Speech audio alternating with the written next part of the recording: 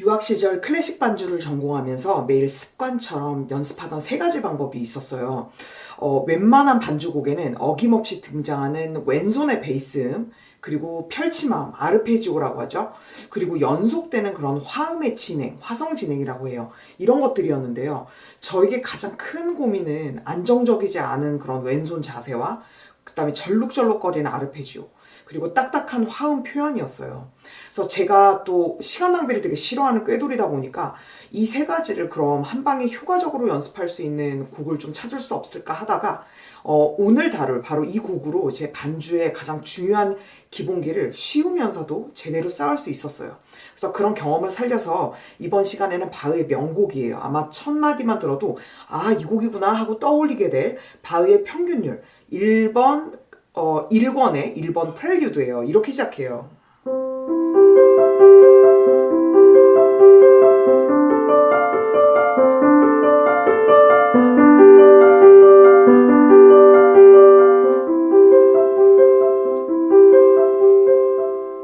이 곡은 초보분들도 쉽게 학습을 할 수 있으면서도 반주에 가장 필요한 그런 핵심 원리를 담고 있기 때문에 위에서 제가 제시해드렸던 그 세 가지 측면을 단계별로 따라 하시다 보면은 악보 읽기부터 깊이 있는 해석까지 잘 이해하시면서 반주나 전체적인 연주력까지 업그레이드를 하실 수 있을 거예요. 그러면 바로 한번 시작을 해보겠습니다.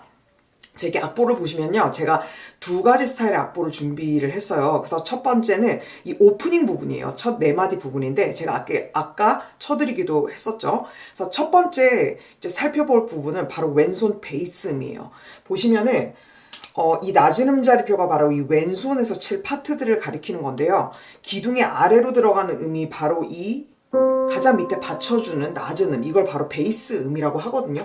그래서 얘를 땅 하고 쳐주면은 나머지 따다다다다다 얘를 칠 때까지 두 박자 동안 지속을 하게 돼요. 계속 이렇게 밑에 있는 베이스 음들이 길게 아주 그 튼튼한 집의 뭐 그 파운데이션이라고 하죠. 받쳐주는 그런 안방 같은 그런 역할을 하게 돼요. 그래서 이걸 얼마나 내가 잘 들으면서 잘 받쳐주느냐에 따라서 뭐 이렇게 튀어나오는 게 아니라 치면서 나머지 이렇게 따라 나오는 음을 잘 섞어주면 이 베이스 음은 튼튼하게 밑에 쫙 깔리면서 그다음 나머지 음들이 그 위에 아주 살포시 얹어지는 그런 효과를 낼 수가 있어요. 그래서 저는 이런 베이스 음을 연주할 때 어떻게 하냐면요. 우선 쳐야 될 그 음의 손가락 번호를 이제 정하잖아요. 그러면 이 음 같은 경우는 3번으로 정할 거예요. 그러면 3번을 이 손가락과 건반을 라인업을 시켜서 이렇게 중심을 잘 잡아주고 그 다음에 일단 베이스음을 깊게 지그시 눌러주면서 중심을 잡아줘요. 그 다음에 이제 추가되는 음이 있을 경우에는 이렇게 이 중심을 토대로 해서 마치 패스츄리를 만들면 한 겹, 두 겹, 세 겹으로 이렇게 겹이 생기잖아요. 그것처럼 이게 첫 번째 겹이면 얘가 두 번째 겹이란 말이에요. 그래서 이런 식으로 위에 얹어주는 멜로디를 약간 소리를 줄여줘요. 그런 식으로 이 베이스 음들을 만들어주면 이런 식으로 연주가 되는 거죠. 그럼 두 번째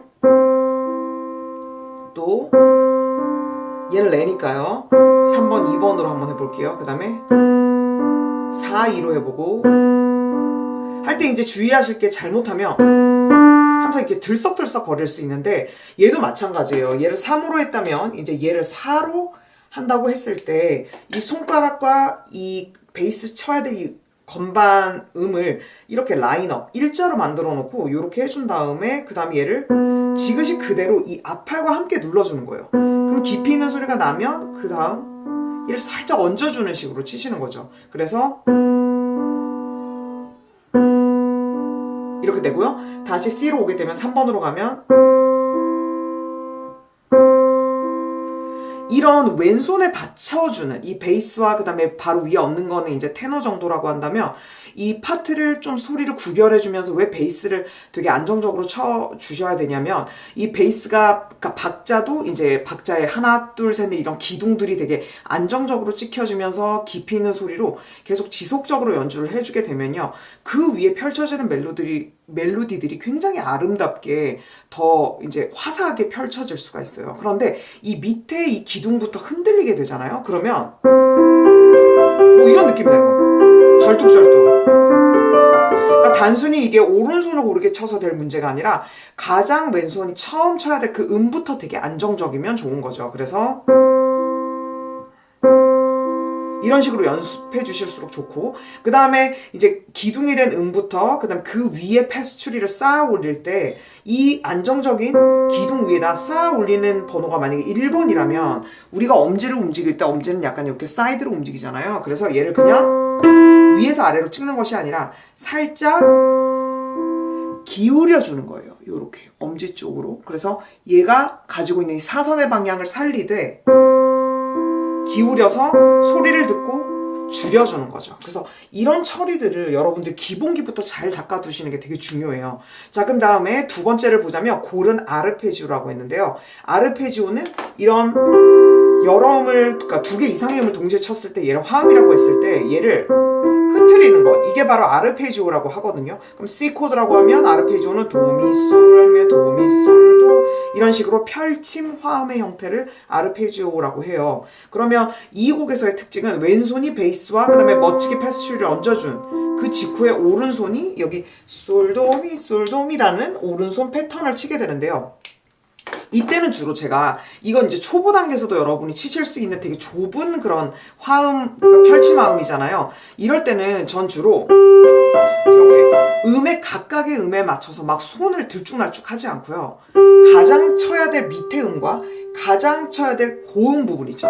얘를 반경을 정해요. 그래서 그게 손가락 번호가 뭐 1번에서 4번이 될 수도 있고 1번에서 5번이 될 수도 있는데요. 그러면 이 가장 양극단의 경로를 정해놓은 다음에 손목을 여기와 여기가 대각선으로 삑 와가지고 이 가운데 위치하는 이 부분에 손목을 위치해줘요. 그래서 이게 만약에 1번 쪽으로 너무 치우치거나 5번 쪽으로 너무 치우치면 이제 치는 순간 그 중심에 궤도라는 게 없기 때문에 계속 음이 흔들리게 되어 있어요. 그래서 제일 중요한 건 뭐냐면 양쪽에 있는 음의 그 반경을 잡은 다음에 거기서 대각선으로 쭉 오면서 이 손목의 중심축을 잘 잡아줘요. 만약에 헷갈리시면 얘를 코드화해서 치는 것도 되게 좋은 방법입니다.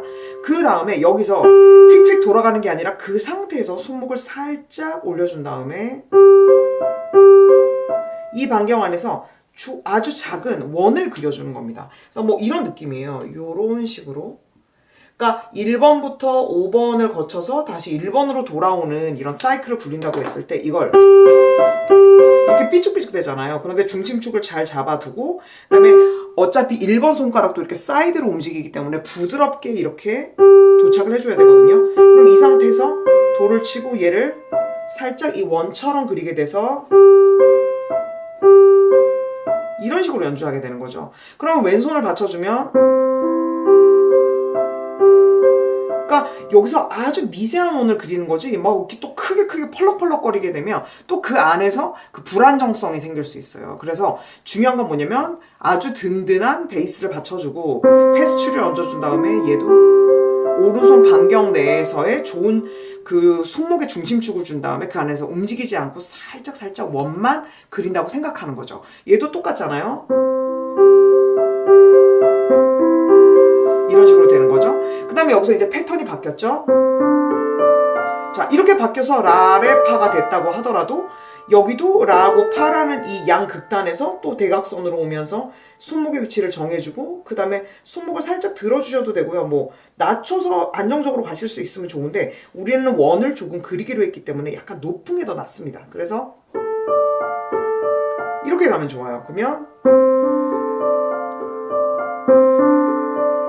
이렇게 되는 거죠. 그 다음에 자, 이 부분이 돼요. 그러면 아까는 뭐 요 정도로 6칸 정도의 차이가 나는 6도 음정이었는데 얘는 솔에서 파까지 7칸이나 차이가 나요. 그러면 아까 그렸던 요 원보다 조금 더 그려지겠죠. 왜냐면 얘부터 여기까지가 더 멀어지니까요. 거리가. 그 대신 이때도 중요한 건 극에 있는 이 음에서 이 중심축을 잘 잡아주셔야 얘가 어느 한쪽으로도 축이 휩쓸리지 않아요. 그 다음에 이때는 그래서 이 음정이 특히 확 벌어지는 이 부분에 손목을 조금 더 써주면 좋아요. 그래서 마치 파 쪽으로 손목이 부드럽게 연결고리를 넣어서 이렇게 부드럽게 되는 거죠. 그 다음에 여기까지 가면 손목이 좀 올라가 있는 상태면 다시 살짝 다운을 시켜주면서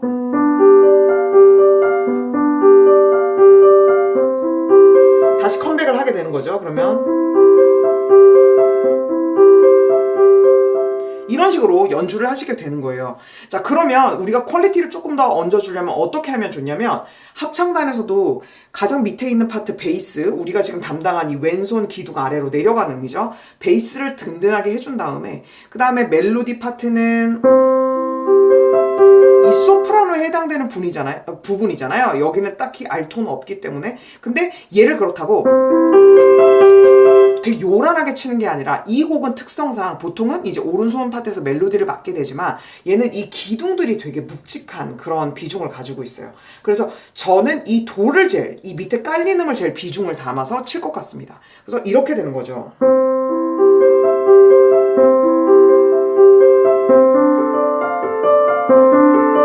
좀 커져줘도 좋고요.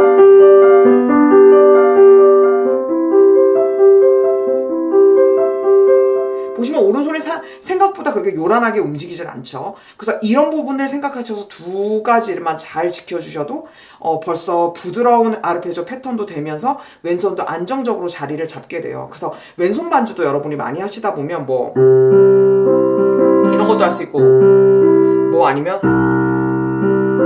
뭐 이런 식으로 치게 된다고 했을 때, 그만큼 이 왼손 첫 음을 얼마나 내가 안정적으로 딱 꽂고 들어가냐에 따라서 이 반주의 퀄리티가 되게 많이 달라져요.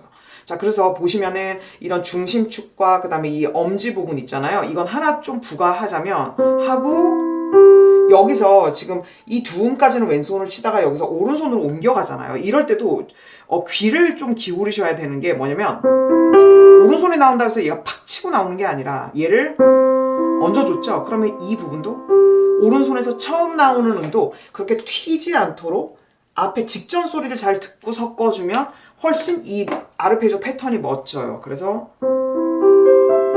이렇게요. 그런데 자꾸 나눠서 생각을 하는 순간 오른손 첫 음이 세게 나와버리기 때문에 또 이게 깨져요. 그래서 흐름이. 그래서 그런 부분도 좀 더 생각하셔서 아르페지오 패턴은 내가 왼손에서 만약에 음을 생각했다. 그럼 오른손까지 난 무조건 중간에 끊지 않고 한 라인으로 간다. 이런 마인드로 가셔야 진짜 연결성이 좋아져요. 자, 그러면 이런 부분을 좀 이제 해결을 하셨다고 한다면, 보시면 연속되는 화성 진행이라고 해서 제가 이제 두 번째 보드를 보여드릴 텐데요.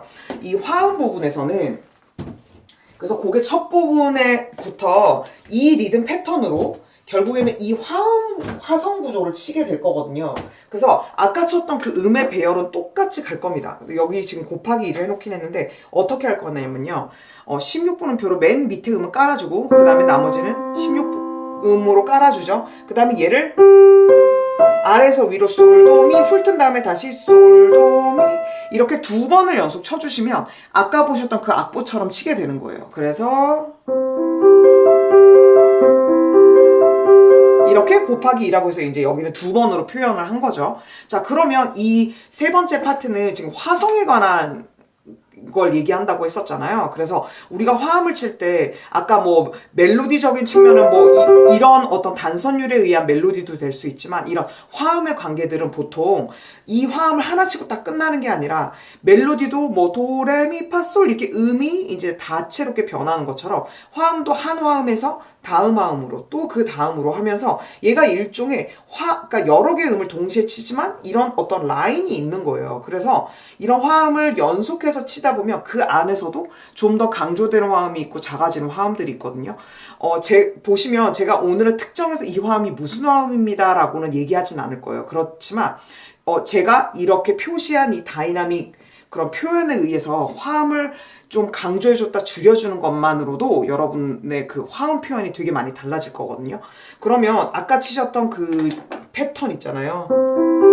이렇게 그래서 첫 마디를 치고 그 다음에 일로 넘어가 볼게요. 원리는 똑같이 가는 거죠. 그 다음에 이 화음이에요. 그럼 첫 네 마디를 결국 다 치게 되는 거거든요.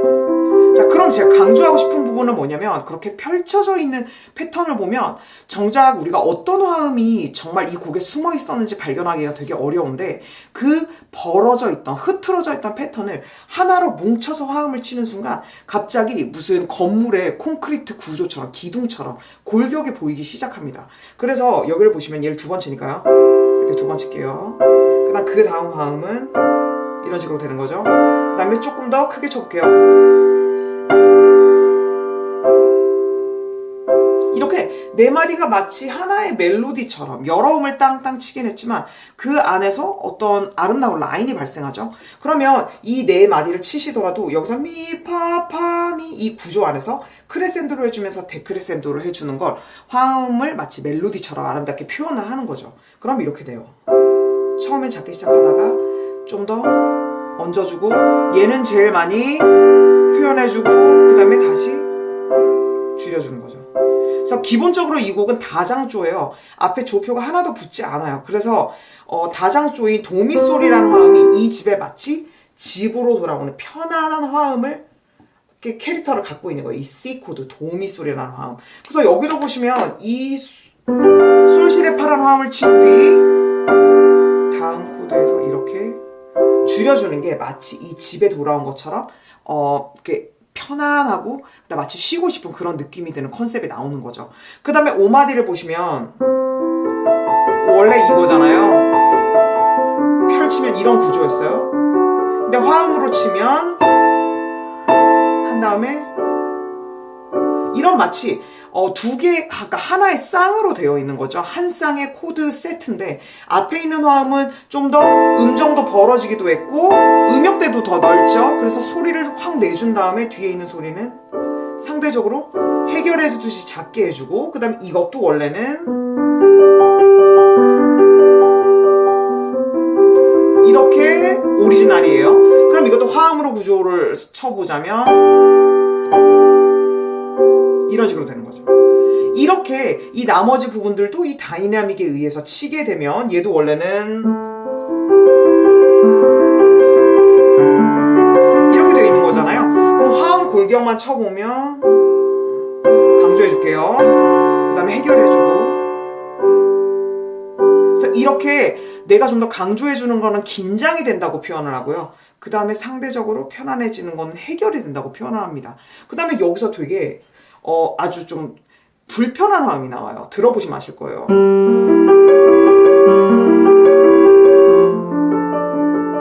그래서 얘를 한 번에 치면 더 느낌이 빡 오거든요. 불편하죠. 그 다음 얘를 이런 식으로 해결하는 거예요. 그래서 화음을 보실 때도 그냥 정말 아무 느낌이 없이 이렇게 땅땅 치는 것이 아니라 얘가 가지고 있는 이런 불편한 느낌과 상대적으로 해결하게 해주고 이 화음도 한번 동시에 쳐볼까요? 얘도 이 화음만큼은 아니지만 부딪히는 느낌이 들죠. 그 다음에 뒤에 상대적으로 해결하듯이 줄여주는 거죠. 그러면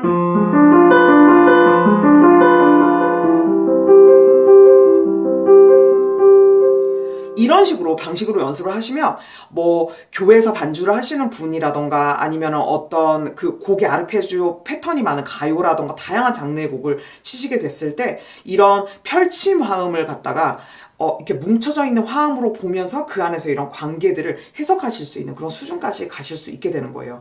그러면 제가 이 곡의 이 첫 부분인 거거든요. 여기서 여기까지 원래 오리지널로 치면서 그 다음에 이 안에 있는 샘여림을 생각하면서 한번 표현을 해볼게요. 자, 그러면 1, 2, 3, 4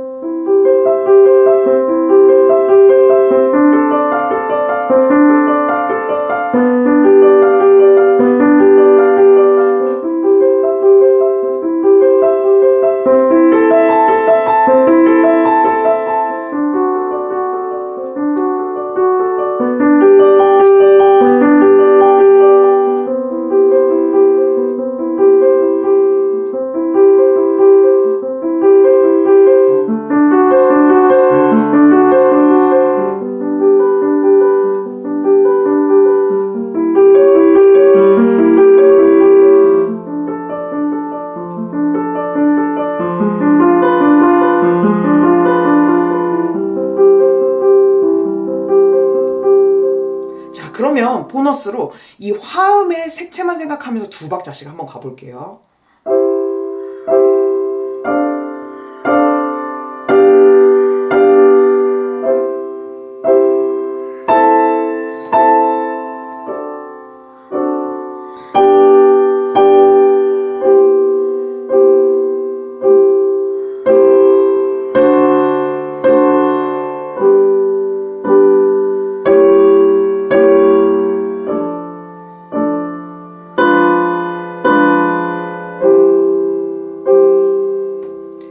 그래서 이번 강의에서는 반주와 클래식 곡에서도 항상 여러분들이 접하게 되는 왼손의 이런 베이스음, 그리고 고른 아르페지오, 화음을 고급스럽게 해석해서 연주하는 방법, 이렇게 세 가지를 살펴보았어요.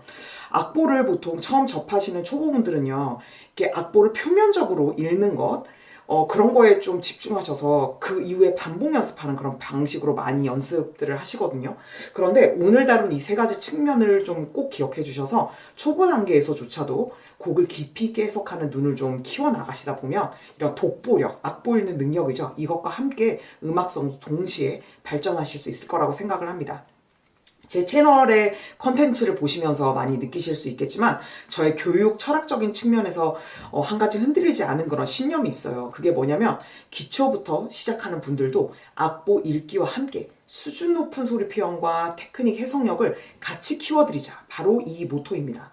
아마도 선생님 입장에서는 이제 신경 쓸 부분이 많고 꽤 도전적인 일이거든요. 왜냐면 그 악보 읽는 거와 플러스 굉장히 수준 높은 얘기까지 같이 동시에 하는 것이니까요. 하지만 그런 제 티칭 철학과 열정을 좋게 생각해 주시는 유망주 초보분들이 많이 저와 함께 해주시고 저도 선생님으로서 또 함께 열심히 성장해 나가고 있습니다.